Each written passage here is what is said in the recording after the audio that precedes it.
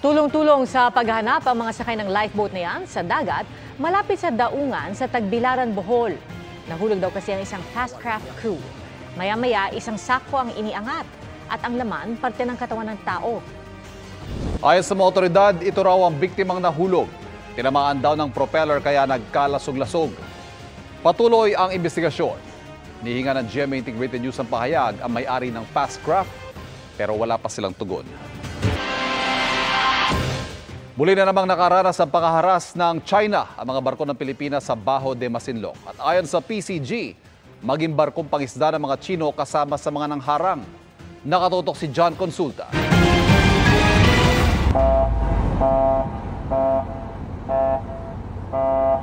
Pasado alas 8 ng umaga noong February 22, nagsimula ang tila patintero sa dagat ng BRP Dato Sanday ng Bureau of Fisheries and Aquatic Resources o BFAR at ng mga barko ng China Coast Guard at Chinese Maritime Militia. Do not interfere with this legal patrol of the government of the Philippines with REEC. Over. Nang makalapit sa Baho de Masinloc, 7 barko ng China ang pumipigil sa sinasakyan naming barko na makalapit sa gilid ng bahura. Sa kabila ng ating pagnanais na makalapit sa Baho de Masinloc, ay patuloy tayong hinaharang nitong mga tauhan ng Coast Guard ng China at pati yung kanilang Chinese militia. Sa katunayan, kitang-kita nga natin itong kanilang barko ay naka full reverse, hindi apaabante, paatras para lang harangin ang pagtakbo at paglapit ng barko ng BFAR na ito papunta sa ating mga isda para maghatid ng gasolina at tulong sa ating mga kababayan. Muli rin naglatag ang China ng floating barrier sa bukana ng Baho de Masinloc. Sa pangaharang ngayon ng China, hindi lang ang Coast Guard at militia vessels ang nangaharang, kundi maging ang isang fishing boat na nasa 50 metro lang ang layo sa BFAR vessel. This was the first time that the Philippine government monitored the presence of Chinese fishing vessels, participated in blocking and shadowing operation to prevent the BFAR vessel from moving forward or getting closer to Baho de Masinloc. Makaraan ng 2 oras, tuluyang nakalusot ang BRP Dato Sanday ng BFAR at nakarating sa mga mangingisda na naghihintay ng ayudang pagkain at libreng diesel para sa 44 na mother boats. Masaya sir, kay malaking tulong para sa aming mangingisda. Kung sana mas madalas para mas malaki natin tipid. Sa sobrang mahal ngayon ng diesel, malaking bagay na itong binigay nyo sa amin. Hindi ba kayo sir natatakot na may mga Chinese Coast Guard at sa mga militia ng Chinese sa paligid? Hindi naman sir. Hindi naman kami ginaan nila. Gaano kasarap yung feeling na nakalapit tayo finally sa ating mission para mabigyan nyo ng ayuda yung ating mga mangingisda? Gaano kasarap? Actually sir, sa tagal na namin ginagawa ito sir, sarap sa pakiramdam kasi nakakatulong tayo sa mga mamayan natin. Tuloy mo. Ipinakita rin ng mga mangingisda sa GMA Integrated News ang mga huli nilang iuwi sa kanilang mga pamilya. Kinabukasan, nagkaroon kami ng pagkakataon na lumapit sa bahura. At sa aming paglangoy sa northwest na bahagi ng Baho de Masinloc, talagang nakamamangha sa linaw ng tubig at ganda ng yamang dagat ng bahura. Mula naman sa himpapawid, kamangha-mangha ang mahabang shoreline ng Baho de Masinloc na patuloy na ipaglalaban ng ating gobyerno. Ayon sa PCG, tuloy din ang kanilang pagsisikap na maprotektahan ito laban sa cyanide fishing at iba pang banta. Right now, we are also reaching out to the UPMSI, ang ating mga marine scientists, also sa UP Visayas, to support the Philippine government. Itong paniniwala natin, itong mga marine scientists natin, makakatulong sa atin na mas magkaroon ng valid assessment sa pagkasira ng marine ecosystem sa Baho de Masinloc. Sa susunod na linggo, magde-deploy ang PCG para sa rotational deployment ng Baho de Masinloc. Mula sa Baho de Masinloc, para sa GMA Integrated News, John Consulta, nakatutok 24 oras. Preno po ulit sa taas presyo sa petrolyo ang mga kumpanya ng langis dahil may inaasahang rollback sa susunod na linggo. Sa tansya ng Uni Oil, 90 centavos hanggang 1 peso and 10 centavos per liter ang bawas presyo sa gasolina. 50 to 70 centavos per liter naman ang inaasang tapyas sa diesel. Naunang sinabi ng Department of Energy na ang nakaambang rollback ay bunsod ng mga pangamba sa global demand at posibilidad na magtatagal pa ang mga tapyas sa interest rate ng Amerika. Umahataw na ang panagbanga weekend sa Baguio City at dinayong isa sa highlights ng Flower Festival, ang Grand Street Dance Parade. At mula sa City of Pines sa Katutok Live, si Jasmine Gabriel Galban ng GMA Regional TV, 1 North Central Luzon. Jasmine. Ivan, masaya at makulay ang ginanap na Grand Street Dance Parade na bahagi ng Panagbanga Festival dito sa Baguio City.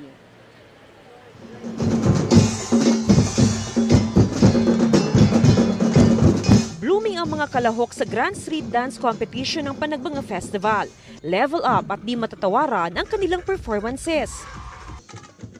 Malamig man ang panahon, dama naman ang init ng suporta ng libu-libong dumagsa para makisaya sa Grand Street Dance Parade and Competition. Maaga pa lang, nakaabang na ang mga manonood sa kahabaan ng Session Road at Harrison Road. Una nagpakitang gilas ang mga street dancer mula sa elementary category. Bigay todo sa pag-indak ang mga street dancer, suotang makukulay na costume na tatak kordalyera. Dagdag atraksyon ng mga matitingkad na props mula sa maliliit hanggang sa malalaking bulaklak gaya ng sunflower. Babad man sa araw, all smiles ang mga kalahok. Ibinida ng mga kalahok sa open category ang ipinagmamalaking festival sa kanilang lugar, gaya sa Baguio City, Nueva Ecija, Pangasinan, Ilocos Sur at Kalinga.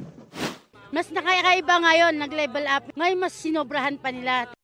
Hangang-hanga ang mga foreign tourists sa galing ng performers.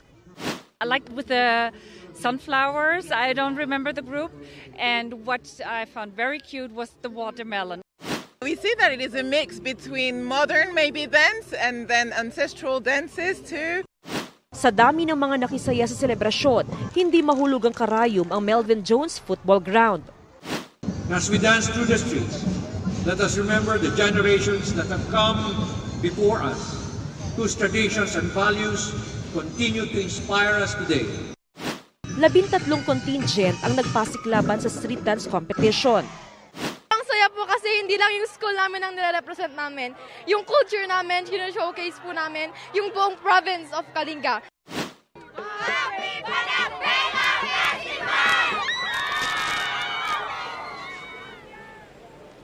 Ivan, pinaghahanda na sa ngayon ng Baguio Flower Festival Foundation Incorporated na gaganapin bukas na Grand Float Parade kung saan paparada yung 33 na floats kabilang dyan ang float ng GMA Network.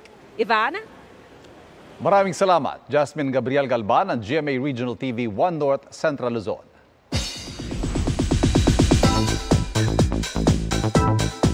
Hanggang ngayon, hindi pa rin daw makapaniwala si Lian Valentin na parte siya ng Sparkle 10. Narito ang chika ni Lars Santiago.